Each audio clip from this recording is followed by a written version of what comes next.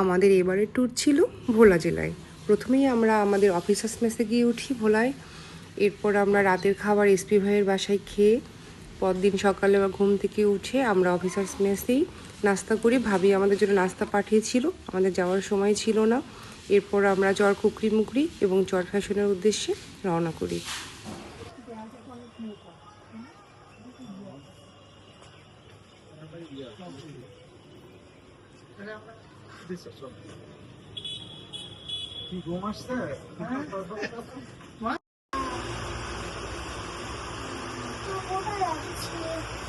টাওয়ারে উঠছি।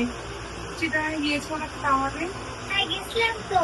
এরকম অবজারভেশন তো আর নাই বাংলাদেশে। এটা হচ্ছে বড় না, এত বড় না। চিটাগাং আছে। হ্যাঁ। বিস্তালা না, এটা কত? ওটা 15 টাকা হবে। এটা 20 টাকা। স্যার 225 ফিট 225 ফিট আর কি পার্কে যাবো। এখন তো পার্কের তো সব রাইডস গুলো ভেজা। হ্যাঁ পার্কে গেলে এখন শুধু ওই যে ইয়েটা করতে পারবে। গাছগুলো দেখে খুব সুন্দর লাগছে না? জি ম্যাডাম।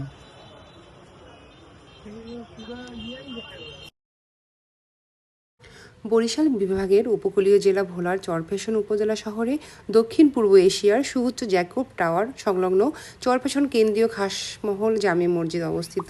অত্যন্ত সুন্দর দেখতে এই মসজিদটি।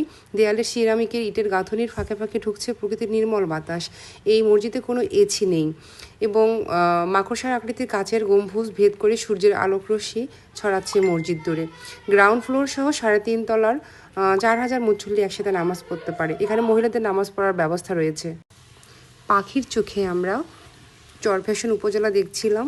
উপজেলা যে এত উন্নত হয় তাই ভোলা না আসলে আমি বুঝতাম না। ওই যে দূর দিগন্তে দেখা যাচ্ছে গাছগুলো, তার ওপরে মেঘনা নদী। আমরা জ্যাকব টাওয়ারের একদম সর্বোচ্চ চূড়ায় উঠেছিলাম। এখানে ভোলা জেলার এডিশনাল এসপি ওছি ভাই সহ অনেকে এসেছিলেন। এসপি ভাই আমাদের জন্য নাস্তার ব্যবস্থা করেছিলেন।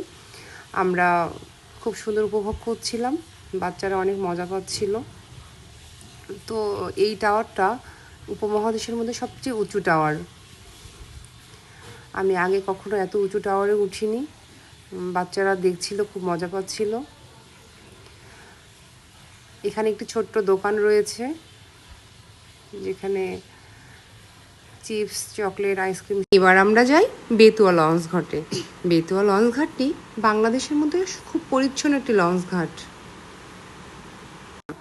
বেতুয়া লঞ্চ ঘাটটি খুবই সুন্দর। ঢাকা থেকে সরাসরি লঞ্চ এসে এখানে ভিড়ে। দূর দিগন্তে যে সবুজ দেখা যাচ্ছে, এর পরের দ্বীপটাই মনপুরা দ্বীপ। অনেক সুন্দর আবহাওয়া ছিল আমরা যে সময় গিয়েছিলাম, খুব ভালো লাগছিল।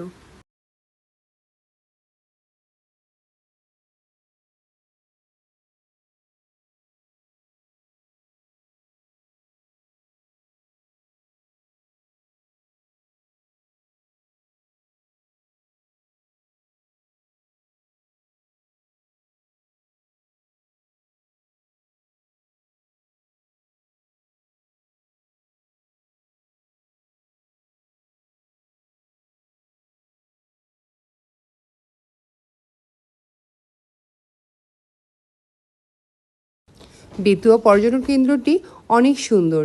দেশ বিদেশ থেকে এবং অনেক দূর দূরান্ত থেকে পর্যটকরা এই স্থানটি দেখতে আসে।